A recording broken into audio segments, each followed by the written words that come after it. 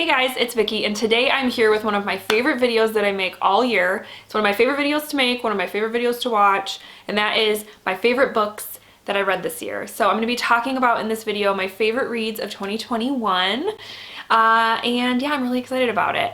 For those of you who haven't seen me do one of these videos before, I do things a little bit different. I don't like to just list my 5-star reads from the year because I don't know, I just feel like it's a little more fun to break it down into categories, so that's what I've done here. So there are going to be books on this list that were not necessarily 5-star reads, but in terms of the genre, they maybe were my favorite this year. So I also throw in a couple of other kind of fun categories, just again to make it kind of fun and interesting. And I should also note that not all of these books are 2021 releases. In fact, most of them are not, because I, again, don't do it that way. These are books that were new to me in 2021 that I loved. So yeah, let's get into it.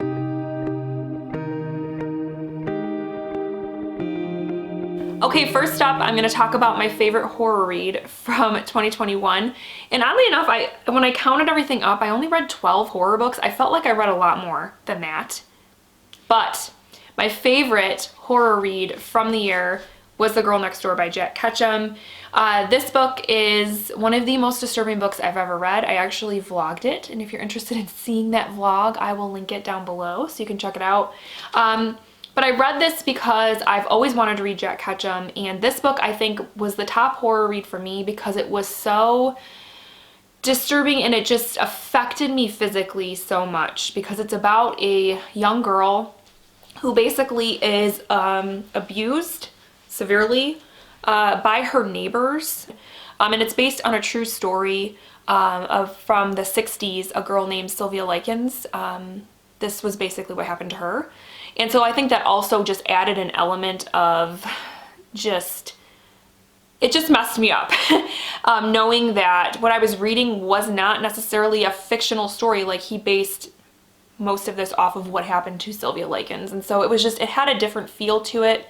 And though it was very graphic and very just messed up, the writing was really good, and I just ended up really enjoying this. And now I want to read more Jack Ketchum, even though I know going in his books are pretty messed up. If I know that going in, I think I'll be okay. But yeah, this one definitely topped my list. It was a very hard but very good read. Next up is my favorite mystery thriller from 2021, and this one was also a 2021 release, and that is The Final Girls Support Group by Grady Hendrix.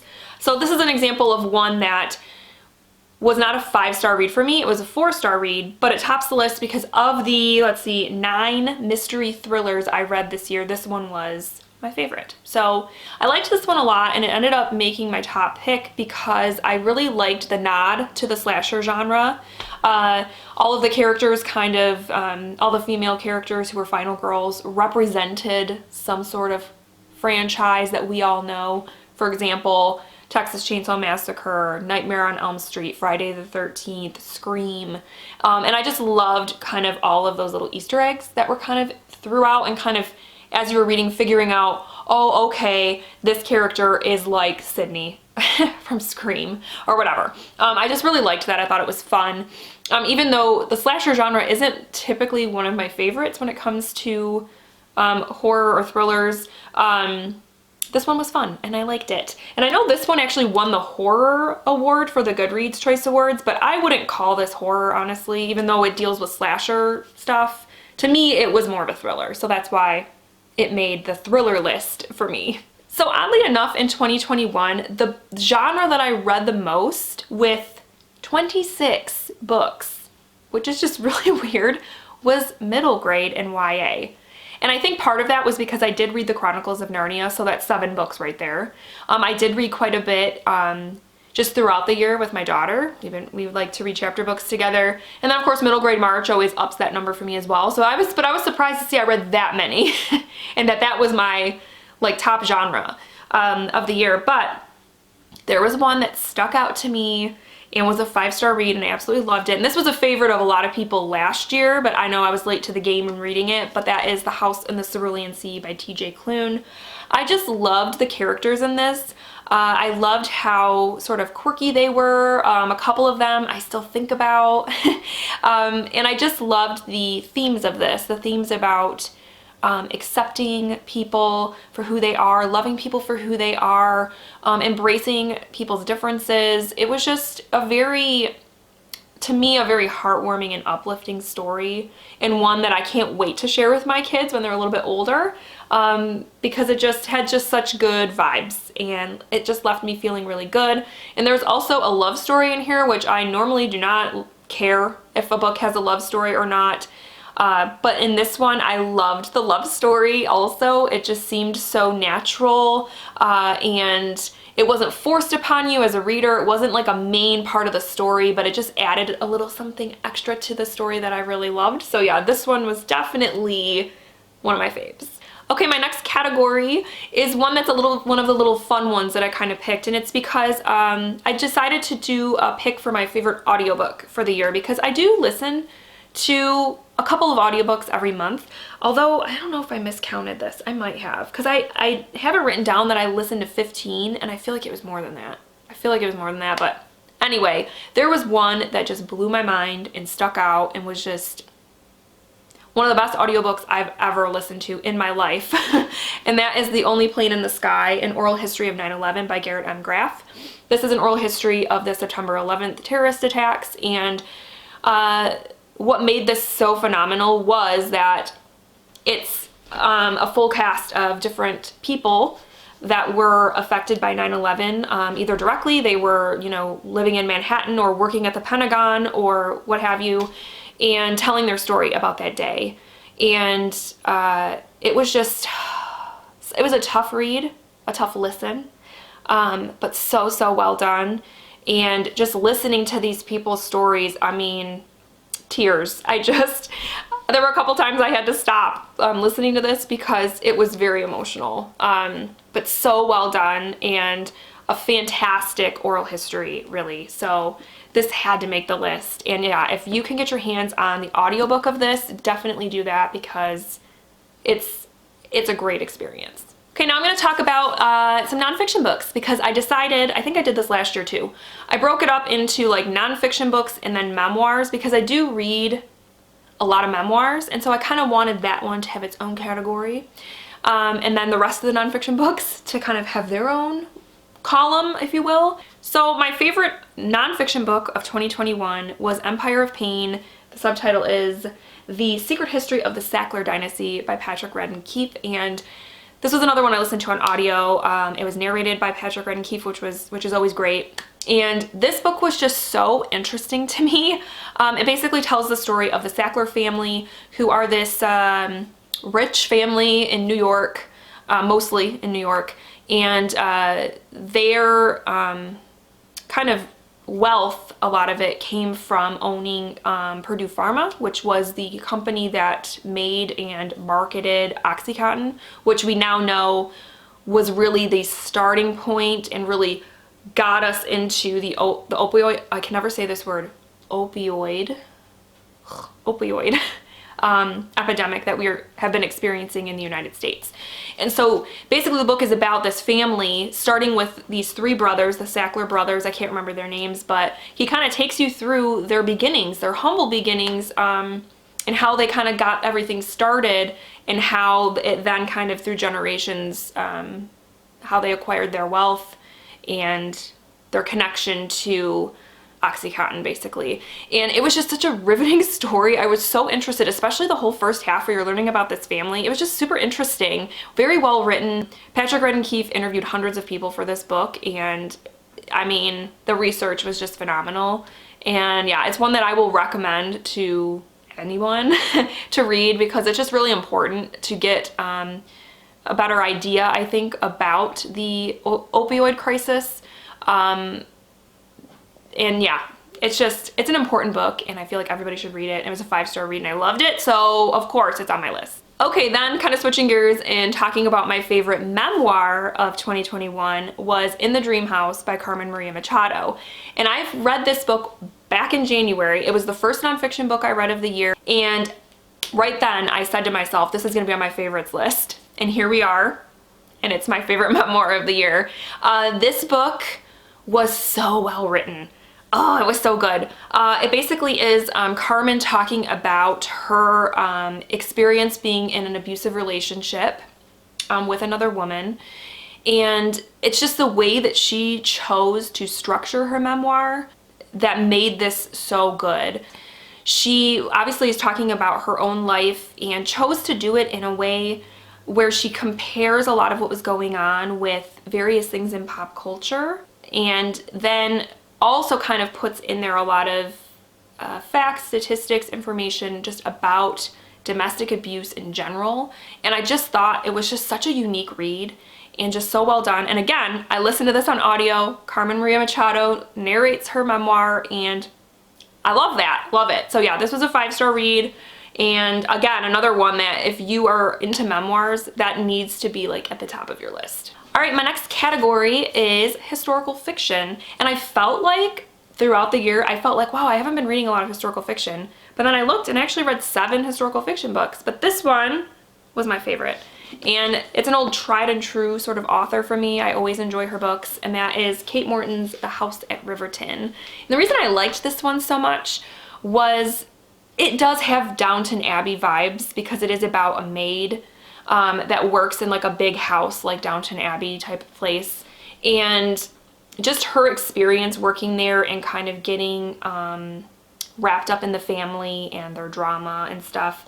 And it's also, I'm kind of blanking right now. I believe it starts in World War I era maybe, and but it goes through like quite a few years. And I liked the mystery in here because there's always like some sort of mystery in Kate Morton's books that you're trying to figure out. I just loved, like I said, the Downton Abbey vibes. I remember after I read this, I rewatched Downton Abbey because I was like, I'm in that mode now. And so yeah, if you're a Downton Abbey fan, I think you would really like this. Again, this was not a 5-star read for me, it was a 4-star read, but I did really enjoy it. I really liked the main character and everything. I liked the setting, all of it. So yeah, this was my favorite historical fiction of 2021. Okay, my next category is like one that I just kind of made up because I didn't know how to classify some of the books I read, and so I just call it a genre blend. Because to me, there were 5 books that I read that were like this, where they didn't quite fit into one genre for me, and so that's kind of where I put them. And I picked one. This one was hands down the best one. And again, this is another book when I read it and I reviewed it on my channel, I said this is going to be on my favorites list. And here it is. And that is The Devil All the Time by Donald Ray Pollock. Is this horror? Is it a thriller? Is it contemporary? Is it just like dark weirdness? I don't know. Like, it's just one of those books that doesn't really fit into a category, but it is fantastic. You get introduced to so many characters, and so in the beginning you're kind of wondering like, what do all these people have to do with each other? But you find out. And the end of this book was just bananas. I loved it. There were so many parts actually in this book that just blew my mind, where I was like, I cannot believe that just happened. I can't believe he just did that. So it had some great twists, really interesting look at kind of the gray areas of life. You have a lot of these characters that are horrible, but you kind of are seeing into their life a little bit and why they're that way. You just see a lot of dark stuff in this book, but it's so well written, so good. And I actually got Bobby to read this. I got this book for her. I want to say I got it for her for her birthday, and she read it and was like messaging me during it and was just like, oh my gosh, what's happening? And she ended up loving it. So that makes me really happy, pat myself on the back. And so yeah, I'm gonna say the same thing to you guys. Like, if you haven't read this book, you need to read this book. It will blow your mind, blow your mind. Okay, next up is contemporary, and let's see, I read 8 contemporary novels in 2021, and this one though just took the cake. To me, it was the best one.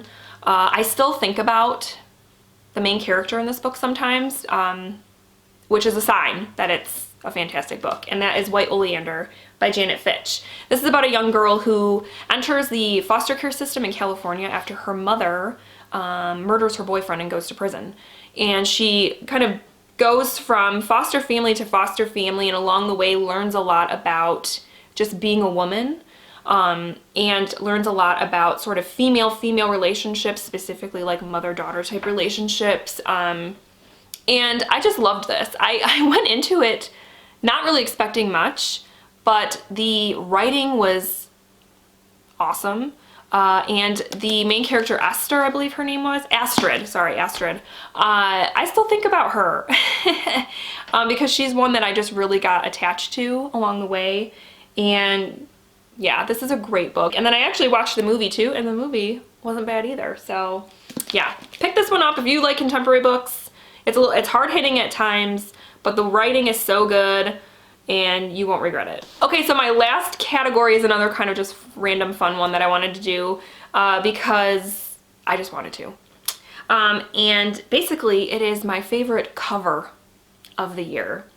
And I have two, because both of these books, though neither were 5-star reads, the covers were just, there was something about the covers that I just drew me in, and I was like, I need that book in my life. The first one is Things Have Gotten Worse Since We Last Spoke by Eric LaRocca. So let me see if I can, there's probably a little bit of a glare, but this cover, like, the minute I saw it on Instagram, that's where I first heard about this book, I was like, what is that?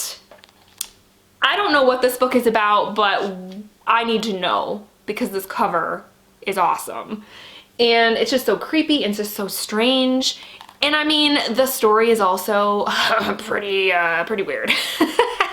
And it's one of those ones that like is really gross and really disturbing. I didn't end up loving it. It was a 3-star read.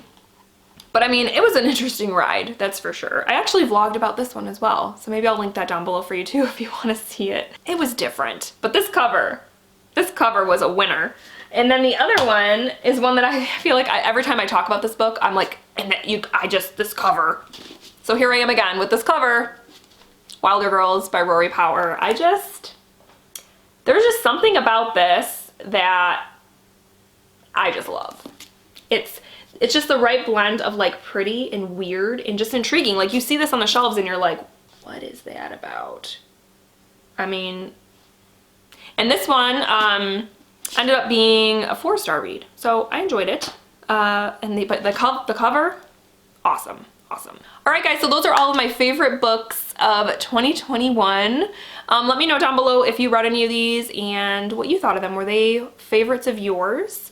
And better yet, tell me what your favorite reads of the year were, because I love hearing about people's favorite reads, because it's always just like people gushing about what they loved this year. And so it makes my TBR explode, which is okay, because I love hearing about what everybody loved this year. So yes, that is it, guys. I hope you are having a wonderful week, and I will talk with you soon. Thank you so much for watching.